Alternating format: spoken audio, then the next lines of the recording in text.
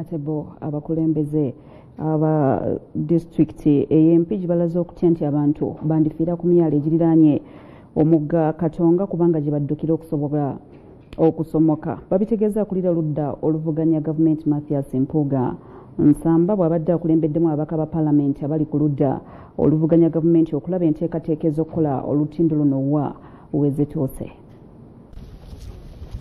Akulira oludda olwa gavumenti mu paalamenti Mathias Mpuuga Nsamba ng'alina ababaka abalala bagenze ku lutindo lw'omugga Katonga olwagwamu ku lwokuna lwa wiiki ewedde olw'amazzi okuwaguza ne gakutulamu oluguudo lw'e Masaka okudda e Kampala. Abatuuze nga bakulembeddwa amamyuka ssente wa disitulikiti y'Empigi Hajati Nakirija Aisha babuulidde Mpuuga nti bali mu kutya olw'abantu okutandika okukozesa omwalo gw'ennamirembe okugguka eggolo kyokka ng'amaato kwe batambulira bagajjuza ekisusse ekiyinza ate okubaviirako okugwa mu nnyanja.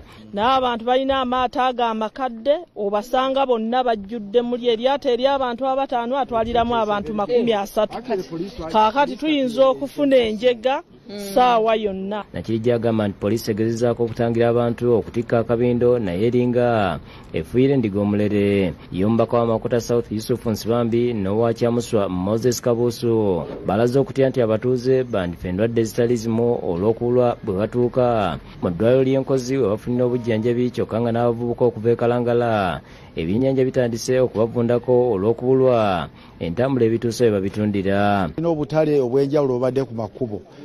Tulina abantu abadde bagenda e Rwanda nga bafuna ebyamaguzi ne bagenda nga bayita wano. So olutindo luno lwasaliddwako tuludde bulungi. Kati okuva ebyennyanja byaffe tebiza obuzibu bwabyo obyetolooza okuyita eri kati effect eno government mukama wange eddoboozi tuyitadde muggwe bakole ekisoboka baggule wano ebyennyanja bivunda ku bantu. Y'omubaka Goreti Namugga obw'amawugola atadde ku nninga abakulembeze b'ekitundu okulaga enteekateeka ey'amangu gye balina eri abantu abasengukidde mu bitundu ebiriraanye Katonga okusigala ng'ebyenfuna byabwe bitambula. Yoba kugamba nti oluguudo luno myezi ng'ena tujja kuba terunnaggwa. Bali abalina businesses ziri ffe ng'abakulembeze tubalowoozaako tutya kubanga gye bagenze tewali kaabuyonjo si wateeketeeke. Ye Mpuuga asabye ekitongole ky'enguudo ekyayonula okugira nga bakolawo olutindo olw'ekiseera olusobola okuyitako emmotoka entono kisobose emirimu naddala obusuubuzi okusigala nga gitambula. Kubanga eno major highway ereeta abantu okuva Rwanda, Congo, Burundi, Tanzania so waliwo ekizibu ky'amaanyi nnyo.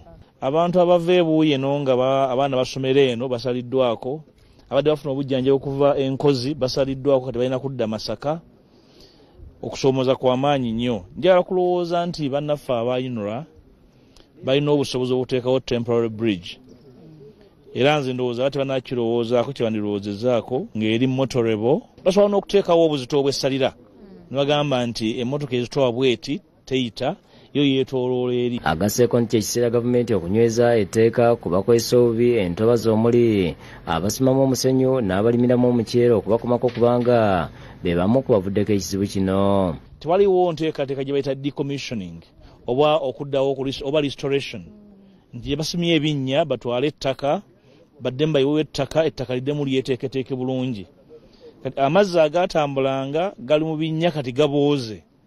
Twetaaga kubanga olina degree mu environmental science okumanya nti obutonde bw'ensi buli mu kwerwanako mu mbeera efaana bweti.